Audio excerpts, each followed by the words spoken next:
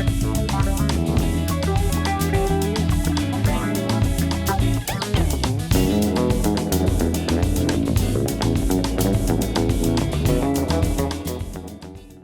nome é Soraya Barreto Januário, né? Estipular esse Januário que é importante aqui para o Leme.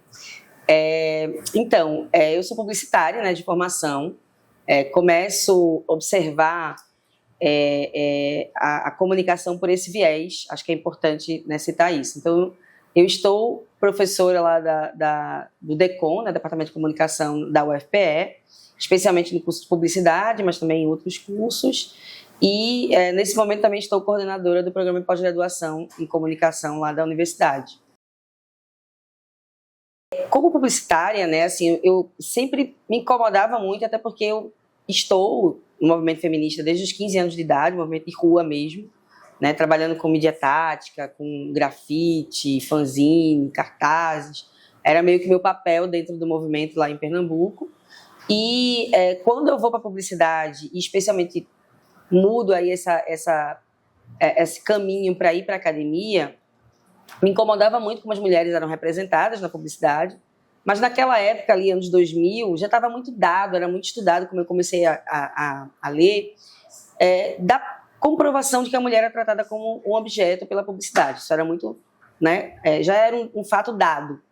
Então eu pensei assim, como é que eu posso contribuir? E eu me lembro muito bem desse dia, eu era mídia, na planejadora de mídia, trabalhei aqui na FNASC, aqui no Rio, né, em São Paulo, e aí eu recebi a revista Men's Health, que era um lançamento na época, né, com um homem com um dorso nu, né, na capa da revista. Isso era muito incomum na época, não tinha, né, só existiam mulheres que apareciam meio peladas, e os homens não.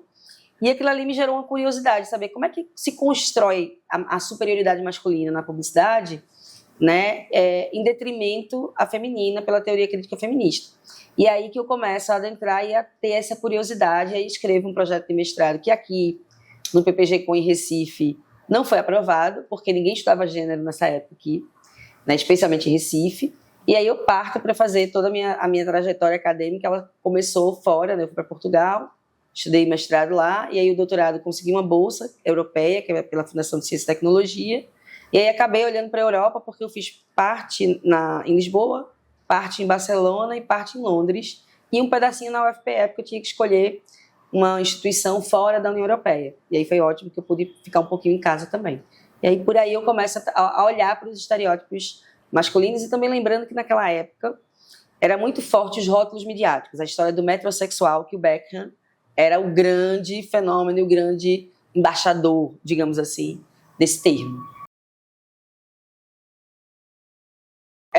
A gente entende que o futebol é um ambiente masculinizado, né, construído no masculino. Tudo que a gente pensa em geral sobre o futebol, ele tem um construto que vem de uma lógica, de uma ótica, né, e visão masculina. Então a gente vai ver esses exemplos esdrúxulos do que eu tenho chamado, né, assim, costurando um pouco esse conceito de masculinidade futeboleira. É uma masculinidade típica do futebol, onde tudo, né, é pensado e construído na ideia da infantilização masculina, e não é uma infantilização fetichizada, como sempre ocorreu com a mulher no âmbito do futebol, como, por exemplo, são exemplo aquelas capas absurdas da Placar, com várias mulheres de shortinho, curto, da Susana Werner, e por aí vai. Né? Não, a mulher é infantilizada numa fetichização, né? Lolita. O homem, ele é infantilizado numa ideia de irresponsabilidade. Então, eu não tenho que ter responsabilidade porque eu jogo muita bola, sou craque. Então, o que importa é o que está dentro do campo. E quando a gente pensa que futebol é um ambiente muito masculino, muito masculinizado, a gente vê isso acontecer na lógica social o tempo todo. Inclusive, infelizmente, tendo como cúmplices muitas mulheres, mães, tias, amigas, namoradas, que assim, suavizam, né? Ah, não, porque é o menino, né? Até hoje, Neymar daqui a pouco faz 40 e ainda é chamado de menino Ney. E o Neymar, para mim, representa muito esse arquétipo, a gente pode chamar assim, porque eu lembro lá atrás de entrevistas de comissão técnica, inclusive de técnicos falando, vocês estão criando um monstro, com o Neymar ainda realmente menino, né? Porque pela arrogância, pelo comportamento disruptivo, né, dentro do CT e nos jogos, né? E aí a gente vê personagens como é o caso do goleiro Bruno, e eu sou uma pessoa que acredita muito que a gente tem que dar segunda chance, né, para quem foi preso, cometeu um crime, mas, cara, uma coisa é você dar uma segunda chance, outra coisa é você entrar para a idolatria né, que é o que acontece com os ídolos do futebol, e o cara ser contratado de novo para um clube depois de ter matado, esquartejado a mãe do filho dela, que assim, é um fato dado, né? Tá lá.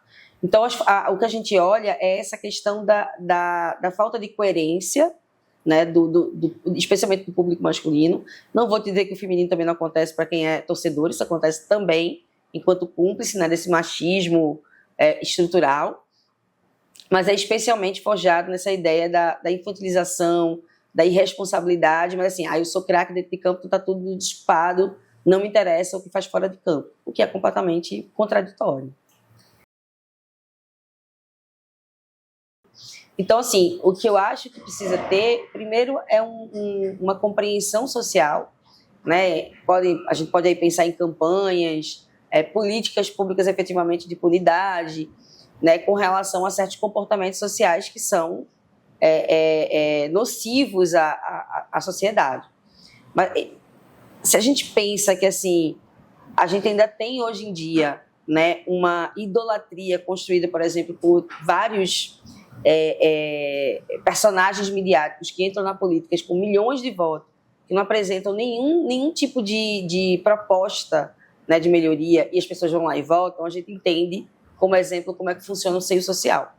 Então, o que eu acho especialmente são pedagogias que precisam ser tratadas em sociedade para as pessoas entenderem que não é dissociável, né, o eu criminoso, como Robinho, Daniel Alves, Neymar, em outras instâncias, né, do eu jogador de futebol. A gente não pode separar uma coisa da outra.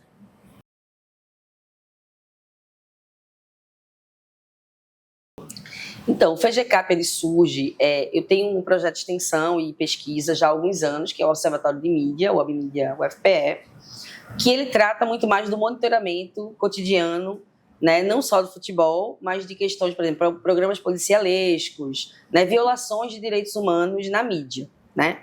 E esse projeto a gente fundou junto, eu e a professora Ana Veloso, que é uma professora da área de jornalismo, para observar a mídia pernambucana brasileira no âmbito de violações de direitos humanos. Né? Eu venho antes do PPG de Direitos Humanos, então isso é uma preocupação muito latente no meu ativismo, nas minhas pesquisas. O FGCAP eu fundei junto com outras duas professoras, a Carol Falcão, que é da UFRPE, da Rural de Pernambuco, e a Manuele Rodrigues, que é da UFAL. Então, a gente fundou, porque eu tenho alunos que estudam publicidade, né, por ser publicidade, consumo, todos pela teoria crítica feminista. Então, a gente começou a perceber que tinha uma carência de um grupo de pesquisa que observasse, que pensasse os textos, os fenômenos por essa via.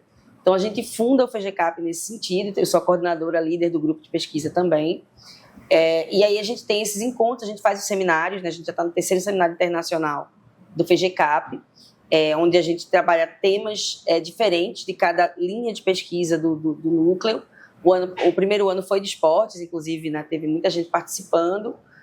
O segundo ano foi sobre feminismos e masculinidades, que a gente teve a Rowan Conner, né? Que é a sumidade nos estudos de masculinidade no mundo.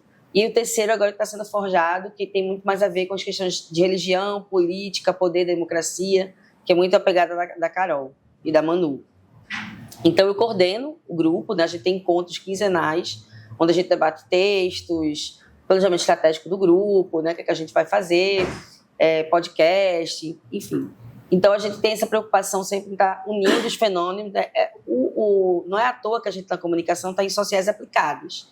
Então, a gente sempre trabalha com a aplicação, né, de fenômenos políticos, sociais, midiáticos, muito ancorados pelos estudos de gênero. Então, é isso. A gente tem desde gente estudando a questão da pornografia masculina nas plataformas como OnlyFans e por aí vai, até pessoas como a Bárbara, que estuda as narradoras, né, de futebol.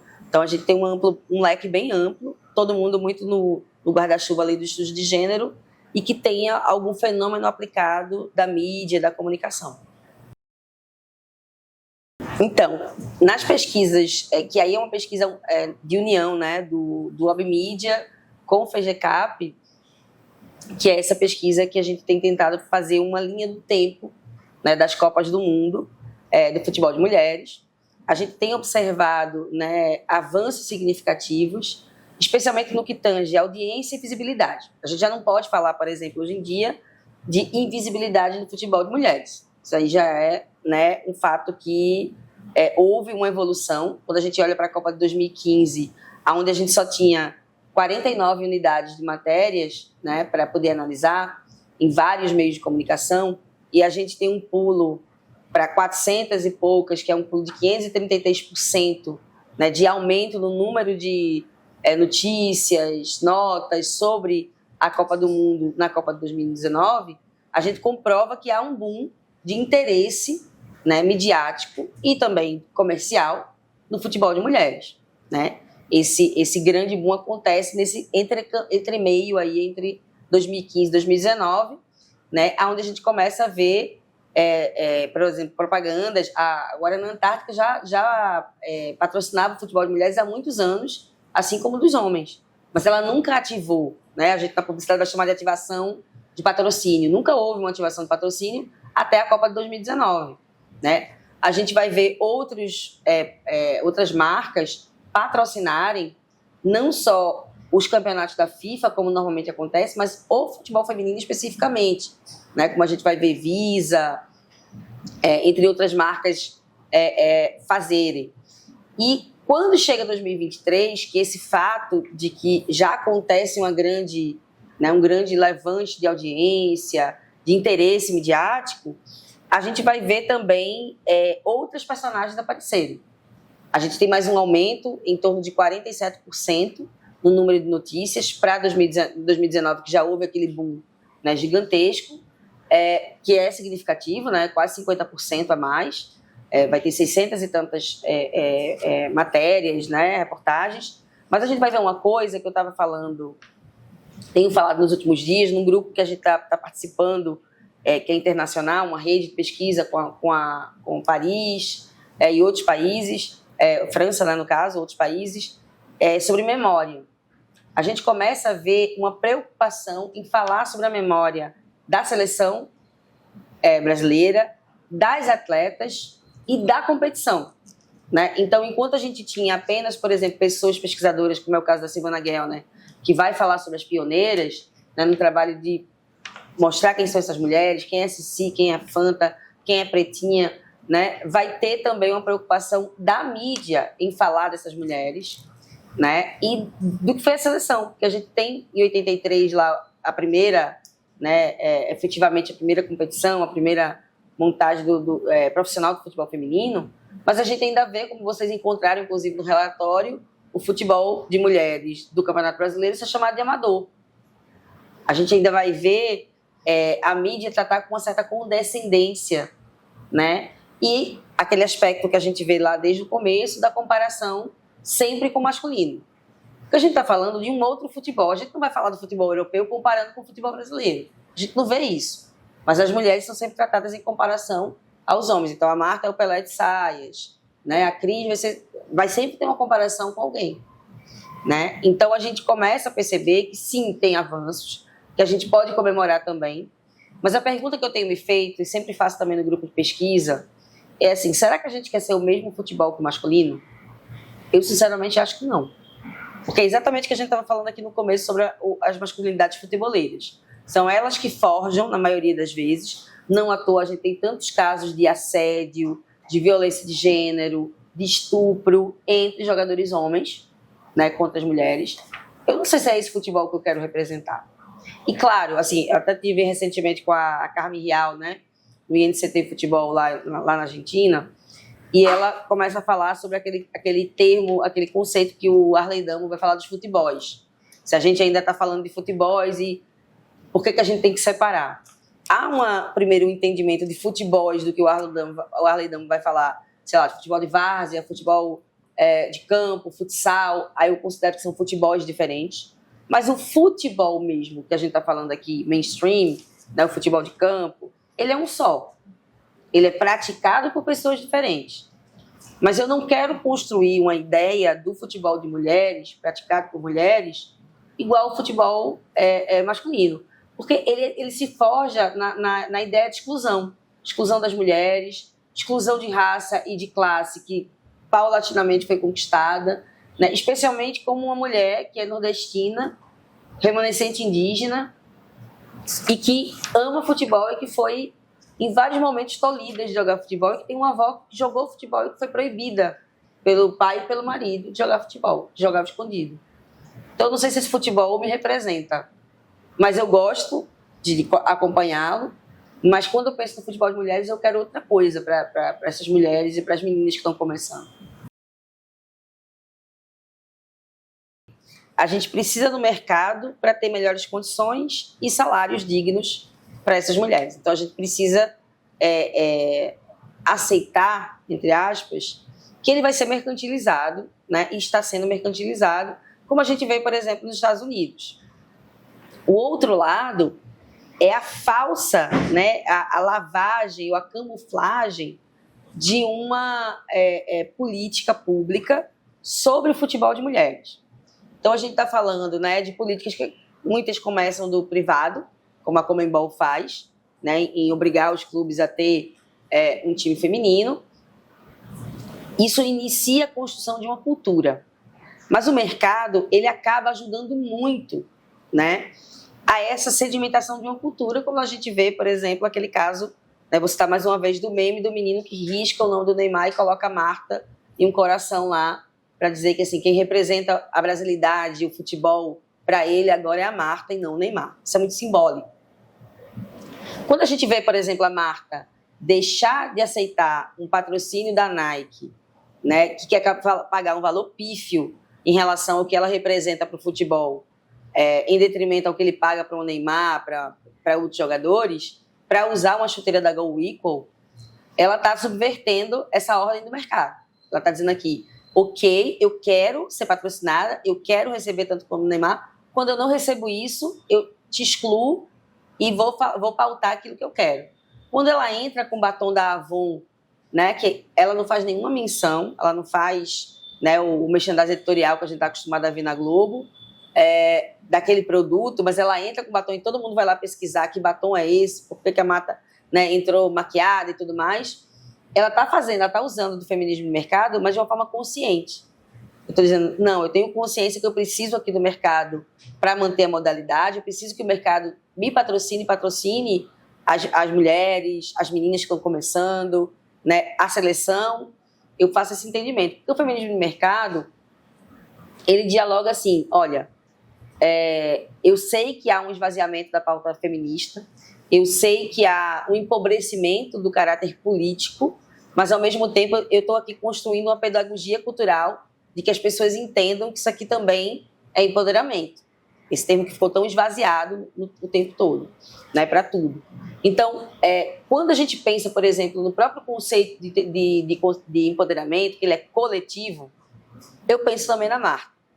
Porque ela tem toda uma vantagem pelas conquistas individuais, mas ela pensa os vários discursos da Marta, né? Aquele que ela fala, a gente tem que chorar primeiro para sorrir depois, né? E várias falas dela, essa questão da Go Equal, ela está ali pedagogizando para dizer assim, cara, a gente está aqui na luta, não é fácil, mas a gente está aqui na luta e eu compreendo a necessidade do mercado, mas eu estou falando pelo coletivo. Ela não está pensando só nela, Marta, porque ela sabe que ela está chegando no momento que daqui a pouco ela sai, né, e ela conquistou tudo que ela podia conquistar, né, dentro aí do âmbito, menos talvez a vitória de primeiro lugar da seleção. Mas a gente tem essas mulheres batendo na trave 2 vezes, né, na Copa do Mundo, nas Olimpíadas.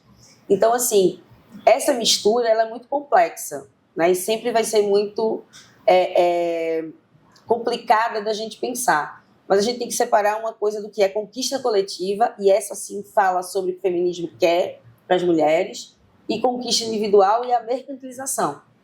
Eu quero que aconteça essa mercantilização, eu quero ver as meninas patrocinadas, eu quero ver talvez até CTs tão bem equipados quanto dos homens, específicos para as necessidades das mulheres, mas eu não quero que isso faça, por exemplo, com que as mulheres tenham que se render a uma prática que é muito típica do futebol, né, dos homens, que a gente está vendo, por exemplo, aí com as bets, né? Uma ideia de que eu tenho que vender resultado. Cara, são homens que ganham milhões, então se rendendo a uma prática criminosa, né, que vai diretamente prejudicar as origens dessas pessoas, porque elas vêm a maioria de baixo, né? Vêm de uma realidade periférica, são homens em maioria negros, né? E que estão ali prejudicando. E quem é a população que mais é prejudicada pelas bets, pelas apostas? São as pessoas periféricas que estão ali tentando. Então, assim, o que a gente não quer ver é esse tipo de mercantilização.